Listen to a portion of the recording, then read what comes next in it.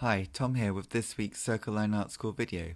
In this video I'll show you one way to draw a city in 5-point perspective. There are many ways to draw, but I think it's best to start with the simple things first. In this drawing the first step will be to draw a circle. You could draw around a shape or you could just draw it freehand.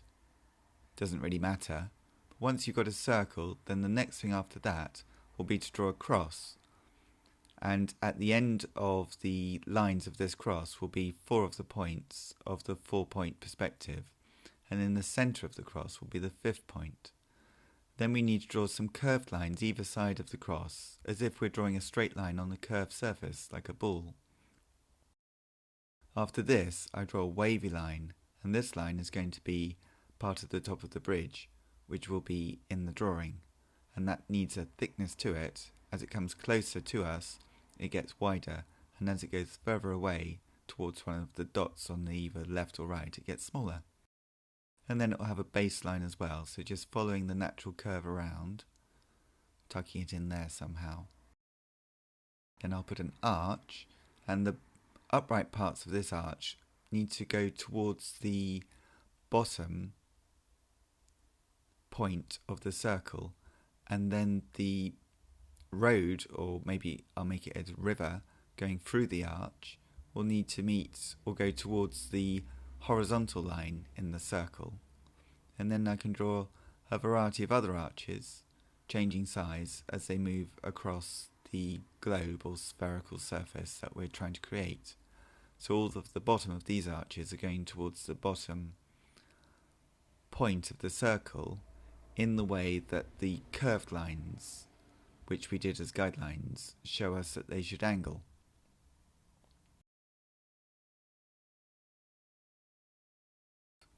So now we just draw a little boat into this area here, and then that will make it look like a little canal, and then working out where the thickness of these arches will go. And again, if you're looking left, you'll see a little bit of the thickness on that side, and then when you're looking right, you'll see a little bit of thickness on the right hand side. You don't need to do all the arches of the small bit, just miss there a little bit of the canal line. So the next step is to work out a few other things. So I might do a little road along here, which is parallel to the canal, but it's bent because 5-point perspective will bend. All straight lines will be bent, apart from straight lines that go into the centre of the circle, and those lines will stay straight. But all the other lines, either we're looking upwards, so this line here will be curved, and then the line going towards the centre will be straight.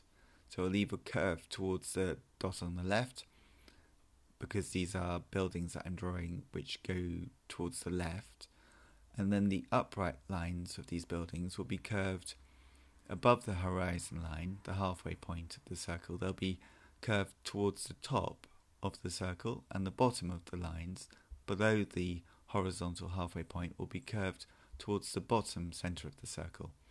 So again, on the right hand side, it's a similar effect, just popping them in. Now this building here, I'll make it into a tall skyscraper, I think, just to fill up the space towards the top. And I haven't used an eraser yet, but I just keep going anyway. So along here, I think I'll put an avenue of trees. So I'll work out the base of all the trees, as it were, the base that goes in the ground, and then do the tree trunks, getting the curve so that it is in 5-point perspective.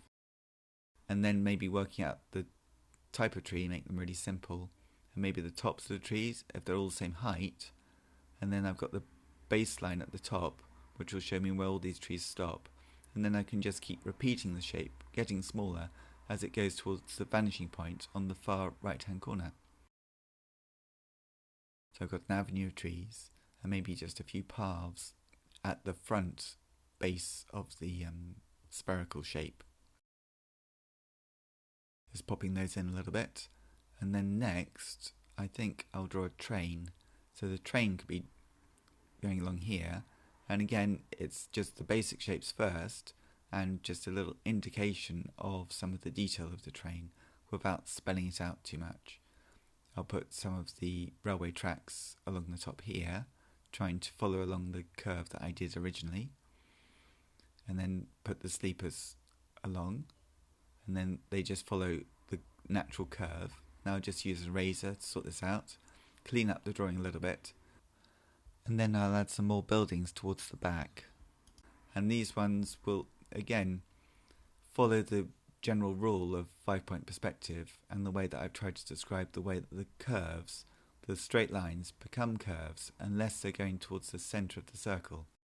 So once you can see that, then you don't need to think about it anymore. So the top line here will be curving towards the right vanishing point. The left hand side of this building will be going towards the centre vanishing point, the one in the middle of the drawing. And then the top lines will be going towards the top vanishing point. Now these things here, I'm just drawing a few mountains, and then I've just erased some of the guidelines that I don't really need those anymore. And then I'll just build up these lines here, following again the same sort of rules that the perspective has for 5-point perspective. So once you get to this stage, start thinking about maybe adding some details to it, and maybe I think I'll make this so that it might be nighttime, maybe with the moon, but I'd quite like some shadows, so if it's like a full moon, I could create some shadows with that later on. So maybe it's clearer here, which is jumping ahead with the video a little bit.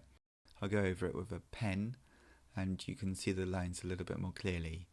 When drawing a circle, it doesn't really matter if it's not an accurate circle, like a 100% accurate circle, but I tend to just hold my breath, or I don't know if you do it, but when you sort of bite your tongue a little bit when you're concentrating, I find that quite useful. Anyway, have a circle in it, and then I'll put the moon rather than the sun, because I think that these buildings will look better if the background to them was darker. And then to darken it up, to put some tone into this drawing, I'm just going to use some marker pens, and I'll speed this stage up in a moment, because these marker pens, you could just use a pencil, or you could use coloured pencils, anything really. But if the moon is the light source, then the things which are towards the moon will be bright, and the things away will be in shadow. So just everything on the right, all the buildings, the right hand side of all the buildings, will be in shadow. So I just pop in some shadows here, speeding up a little bit, and you get the hang of it, and then just shadow along here. And then at this stage we've got the basics of the drawing, and now I really want to create a bit more atmosphere. So I've put the dark sky in and create some shadow around the train area. And now I'm using some soft white pastel on top of the marker pens. These you can sort of smudge with your finger a little bit, but anything sort of bright would do that you can put on. Sometimes a Tipex pen, something like that, works quite well. And just to make it look a bit more like a spherical shape, like a crystal ball, and you can just take a few risks and just put a few things in, see if they work. And then I might use a bit, I think I will just here, some black pastel, just make that line a bit dark, and then just pushing it with my finger to smudge it, and just see what that looks like. I think it'll need a shadow, because otherwise it's sort of floating. And again, I use marker pens for the shadow, and to make it seem like it's got light in it, I'll have a pool of light in the shadow, so that you can see that the shadow isn't a solid shape, but actually it has quite a lot of tone in it, and it has a pool of light in the centre of it. So that's about it for this drawing. I hope you like it, and more importantly, I hope you find it useful for your own drawing. There are many ways of drawing, this is just one. Please look at my other videos on YouTube, on my Circle Line Art School channel. And thank you very much for watching indeed.